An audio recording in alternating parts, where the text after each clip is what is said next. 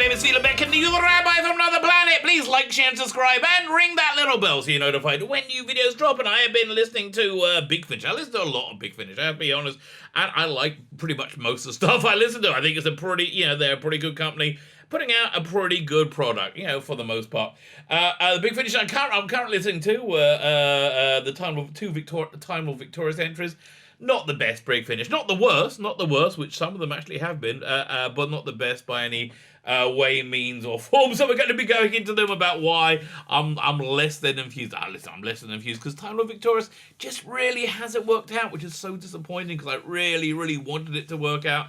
But listen, I'm sorry, he was following it quite well, and I have no idea where anything fits in. It all kind of it's just fallen apart. It was essentially 2 books, right? 2 short books from what I can understand, with a bunch of other stuff bolted on badly, but they couldn't bolt it on well enough because, the BBC has an edict that each thing had to be an individual thing, which means they're all kind of like cauterized from the rest, and there's no feeling of cohesiveness, right? And also, it's such a pain in the ass to try and follow it and follow the story. Sorry, I'm not really that engaged with to start with. I just don't care. I don't care. So that's where I am right now. I've got these 2 releases we're going to review. No idea how they bolt in. No idea how they slip in. I kind of vaguely know, but I don't care. I don't care, which I think is like the biggest problem. Before we get into it though, can I ask you guys, can you hit the like button? That will be freaking awesome. Can you hit the share button? That is lovely. But can you hit that subscribe button? That will be fantastic. Double dozy. It'll be a little Christmas miracle here for you, Rabbi. Now, if you subscribe to the channel, there's something fun that you can do. There's something fun that you can do. We have weekly competitions, and this week we got a really good prize, right? The prize we're going to give away on the 26th of December, Boxing Day, and it's going to be the Rabbi from Another Planet's Christmas stocking. Rabbi from Another Planet's Christmas stocking. I am a rabbi. I freaking love Christmas. I love Christmas, I do. So each day I'm adding new things into the stocking. So this is what we got so far. Started off with James Bondy stuff. We like James Bond. James Bond is very Christmassy to me. You watch it after the Queen's speech, when you let your turkey go down. This year, by the way, my wonderful wife always makes Christmas dinner because she's wonderful. She's American, and look, Americans treat Christmas much more religiously than English people. So she's like, you know you're Jewish, right? You're a rabbi, and we live in this ultra-Orthodox Jewish community in frickin' Samaria. I don't care, I love Christmas. Anyway, so this year, because my son just got his stimulus check from I don't know, 6 months ago, how long ago, he bought himself a smoker. Unfortunately, he lives at home, so he bought us a smoker. We're having smoked turkey. I am looking forward to it. So anyway, this year, in the Christmas stocking, we have James Bond movie, Quantum of Solace, which are better than I think his reputation is. This James Bond game, which are kind of fun, shoot it up. James Bond Legends, PS3, Star Trek, J.J. Abrams Star Trek, PS3. I kind of like it. Nobody else does. I kind of like it. We got this awesome book. This awesome book is the Nth Doctor. Is a history of all the failed movie attempts and revivals between 89 and 96, I think. Yeah. It's good. It's really interesting. I like Leonard Nimoy's take on Doctor Who, which is, I think that's fascinating. Yesterday we added in this Big Finish CD, Countermeasures, Movellan Manoever. This is a pretty good one. Trouble is though, this is a 2-part story. The second part, I think, is this the first or second part? So you're gonna have to buy yourself the other part, unless you know somebody who might lend it to you. Yeah, who might help you out there? But honestly, buy it. It's not much. It's on download. So today's thing we're adding in bit of Red Dwarf action into the Christmas stocking. We're adding Red Dwarf back to Earth into the Christmas stocking. So now we got the prize is Red Dwarf Back to Earth on DVD. We got one. We got the Star Trek game. We got James Bond Legends, we got Quantum of Solace, we got Countermeasures, Movellan Manoever, and Nth Doctor, which is actually the best prize. It's the best one. But the Christmas stock is looking good, so all you need to do, subscribe to the channel. Subscribe to the channel. In the comments, leave the hashtag, God bless us. What? No, that's not it. Merry Christmas, whatever. I can't even remember what the hashtag is. Go look in the video notes. I think it's Merry Christmas one and all. It's all in the video notes. Everything you need to know. While you look in the video notes, of course, go check out my Indiegogo. Add your name to the email sign up list. I will start putting out email. I think the first email I'll put out will be for Christmas, and they will be full of festive cheer, and I will make them fun. The campaign is going to be for these 2 graphic novels. You get one of these for art cards with every with any purchase, unless you get all 4, which comes with the pack with both graphic novels. In that case, you get a 5th chaser card for it free, because I am very, very appreciative to anybody joining their email, adding their email address to my email list. Fine, so let's talk about a bit of Big Finish. So let's talk about a bit of TimeLord Victorious. So, again, the real problem with TimeLord Victorious is it was too much work to follow a story that I didn't care about, and it was rolled out. And the reason it was too much work is because it was rolled out poorly, right? So the central premise of the story is that David Tennant's Doctor, in I think between scenes in Waters of Mars, goes says, "I'm TimeLord Victorious, yay!" This must be before Adelaide or whatever her name shot herself, and he had a change of heart. Goes to stop death in the universe by going back to the dawn of time. Don't know how he did it. That part of the story is in an escape room. Really, it's kind of an important part of the story is in an escape room, and then so he goes to the dawn of time to wipe out this species called the Cthulhu, who set the lifespans for everything. The Cthulhu is the only bit of TimeLord Victorious I've really enjoyed so far. It's in a Doctor Who Short Trips Big Finish release. You really get to know them. John Coleshaw doing Anthony Alien's Master just perfectly. Really fascinating story, which I wouldn't know a lot more of. He's like stranded in this place in the dawn of time, and he's been there for a long time. So yeah, it's a really fast. I really like to know more of that story, but I don't think there is anymore. And that's one of the other issues. How these things link up is beyond me. So there was a comic strip in Doctor Who magazine where the Ninth Doctor also goes back to the dawn of time where he shouldn't go to, and he gets into a story with vampires. And then Titan Comics had David Tennant's Doctor being kidnapped by the Daleks to help them and then go away. That thing's pointless.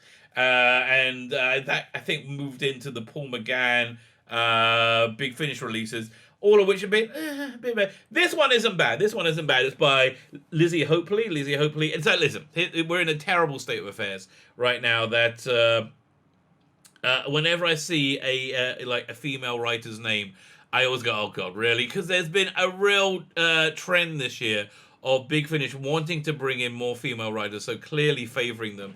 And also, I don't think insisting on the quality be the same for them. And that's just the horrible bottom line, because release after release that I put my bloody money in, I trusted them and put my money into, have just been substandard, and the factor is it's always been a new female writer. That's just the common denominator. And I'm sorry it's working out the way, but it seems to be diversity hires is how I would describe it, and which has been most of TimeLord Victorious thus far. So Lizzie Hopefully actually has a pedigree and has done some experience, so which I think is really, really important.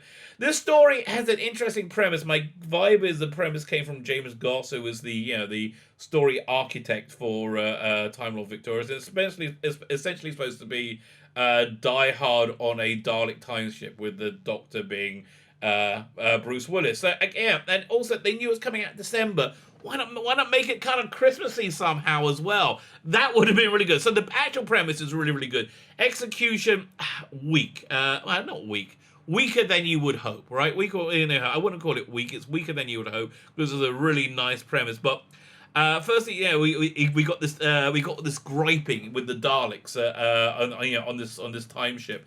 Again, I'm not. Does this carry on from the last TimeLord Victorious release, or does it carry on from the books? Again, but I don't care. That's really the bottom line. I don't care. So basically, Paul McGann's Doctor is trapped on a Dalek time ship with the Time Squad. We got to know them over the over a bunch of stuff, actually. We got to know them over the Daleks YouTube show, which was freaking awful. absolutely awful. I think it did more damage to them. While I would normally like the interaction with the Daleks, like, it's like that.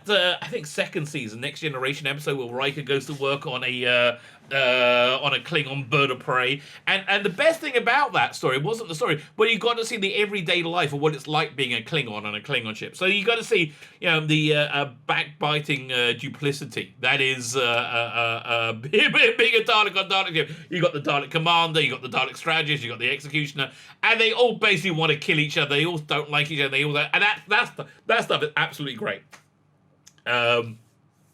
We introduced 2 new characters from a new race halfway through, and that's where it really doesn't work. They just seem kind of pointlessly bolted on and not doing much to the story. Let's have a look at the blurb. It says the fallout of the great battle. So it sounds like it's after the end of the first book. Outnumbered and alone on a Dalek time ship currying through the vortex, the Doctor must use all his cunning to survive. As the saucer disintegrates around them, the Doctor is trapped with a crew of increasingly desperate Daleks, or rather Daleks trapped with him. If it only delivered that promise, right? If only delivered that promise, it would have been much, much better, but it just didn't. It's not bad. I would call this like a stocking stuffer. Like, if you have a kid who likes Doctor Who, and you put this in their festive stock, in the Christmas whatever, they're probably going to. It's okay. It's mostly harmless. It's inoffensive. So the next release we're going to be looking at is this one, TimeLord Victorious, Genetics of the Daleks. And this one, I don't understand why, but it really, really, really didn't work. It just bored me to tears. I listened to it a couple of times trying to pick up the story, but I was just so freaking bored of it. I don't know why. It takes a long time for Tom Baker to show up. It feels a little bit clunky. This is by Jonathan Morris. The overall quality isn't bad at all. It just I don't know why it totally failed to engage me. I really don't understand how it fits into TimeLord Victorious at all. So this is totally a standalone product. It seems like they did the voice record, the audio stuff, or some work for this escape room, and they had enough there they could then use it to make into a release. The story is the story is a pretty darn interesting story. It's the Power of the Dalek story, which is kind of become a popular Dalek trope recently at Big Finish. We had Return to Skara, which is also basically a Power of the Dalek story, or the Victory of the Daleks, where the Daleks are being cunning and they're fooling people into things, and you see mankind kind of destroy themselves. That through their malicious manipulation. How they get inside people's heads and manipulate them. So you've got this colony ship that's supposed to go for 100 years, or some long length of time, and so you have this security officer and a pilot being woken up from suspended animation 20 years into the voyage, I think. They found a Dalek floating in space. The Dalek is a refugee from, I think, the TimeLord Victorious battle somehow. But okay, so you have this really interesting plot of the Syndicate, who has been an ongoing villain, which I think was it the last set of Fourth Doctor Adventures. It was really good. It's all set in the Maverick Chen era, the Dalek Master Plan era. Although look, this is a Bronze Dalek, and they just had a Fifth Doctor release where he hadn't seen a Bronze Dalek before. So I don't want to tell you, you're contradicting yourselves with that. And so there's a plan to by the cunning Daleks to use the colony ship to create an army of Daleks. The Doctor arrives somehow and stops them. Again, I there's interesting backbiting between the humans as there are a few different fractions with their own agenda. But it just really failed to engage me. I don't know why. I'm in the middle of listening to the Sylvester McCoy release right now, The Old Man and the Mountain, also Grey Man on the Mountain, something like that. That's really good. So I'm it's not just me going off Big Finish. Just I don't know, Jonathan Morris, good writer, like solid writer, just didn't work. Let's have a look at the blurb, and we'll see what it has to say.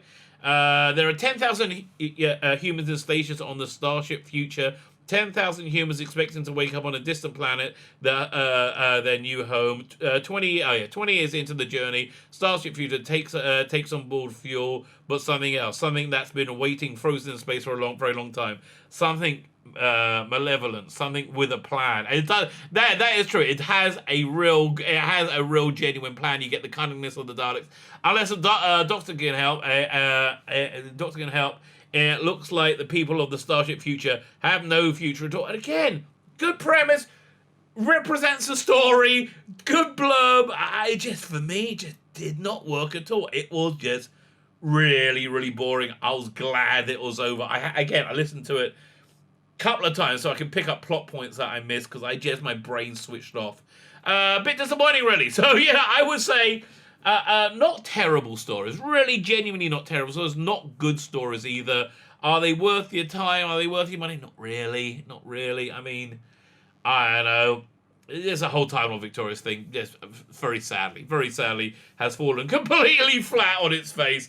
Listen, I hope that's not going to be bad news for Doctor Who in general, because, the current era of Doctor Who is not popular at all. So I got the feeling that TimeLord Victorious was a move to try and monetize Doctor Who by separating it out from the current era, and I just don't think it's succeeded. Yeah, I don't think it's succeeded. So they could have easily turned around and go, listen, Doctor Who's had its day, goodbye, which I kind of get the feeling might be coming. I mean, especially after we see the results of the festive special coming up.